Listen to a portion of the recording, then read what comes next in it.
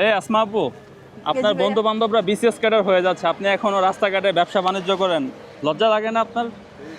হ্যাঁ, লজ্জা হয় কিনা বলেন? না, কিসের লজ্জা? আমি কি চুরি করছি? আমার বন্ধু বান্ধবরা সবাই বিসিএস ক্যাডার হয়ে যাচ্ছে, সেখানে আমি রাস্তায় বিজনেস করছি। আমি তো চুরি করছি না। তাদের বিসিএস ক্যাডারের যে পদবি, এটা অবশ্যই সম্মানের। কিন্তু আমি আজকে হয়তো বা আমার কাছে বিজনেসটা ছোট, আমাকে অনেকে অসম্মান করতে পারে যেহেতু রাস্তায় বিজনেস করছি, কিন্তু আমি যদি লেগে থাকি এখানে, একদিন আমারও বড় বিজনেস হবে, আমাকে মানুষ সম্মান করবে। ওটা নিয়ে কি কোনো প্রকার দুঃখ আছে কিনা যে আপনি ক্যাডার হতে পারতেছেন না, একদম প্রথম শ্রেণীর নাগরিক হতে পারছেন না? ওটা নিয়ে কি দুঃখ আছে কোনো? ভাইয়া, বিসিএস ক্যাডার হোক বা যাই হোক, আলটিমেটলি সে তো চাকরিই হয়।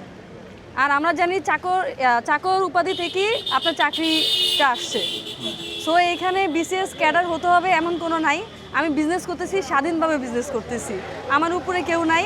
আমার বিজনেসের মধ্যে আমি সব কিছু ডিসিশন মেক করতেছি, সব কিছু আমি প্রিপেয়ার করতেছি। আর একজনের আমার ইচ্ছা নাই, সাপোজ বিসিএস ক্যাডারে এমন একটা কাজ ধরা হয়েছে যেটা আমার করার ইচ্ছা নাই, যেটা আমার নীতিগত চিন্তার বাহিরে, কিন্তু আমাকে চাকরি বাঁচানোর সুবাদে ওটা করতেই হবে। বাট আমার এখানে কিন্তু এরকম কোনো ওয়ে নাই, আমি এখানে আমার মতো করে বিজনেস করছি। কিন্তু আমাদের সমাজ ব্যবস্থায় তো এটাকে অনেক হেয় প্রতিপন্ন করে দেখা হয়।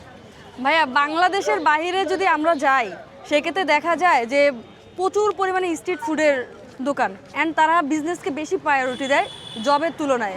শুধু আমাদের বাংলাদেশি আমাদের মানে কি মানুষকে টেনে ধরে, লাইক আমাদের জাতীয় খেলা হাডুডুর মতো পিছন থেকে পা টেনে ধরা বা সমালোচনা করা আমাদের জাতিগত স্বভাব।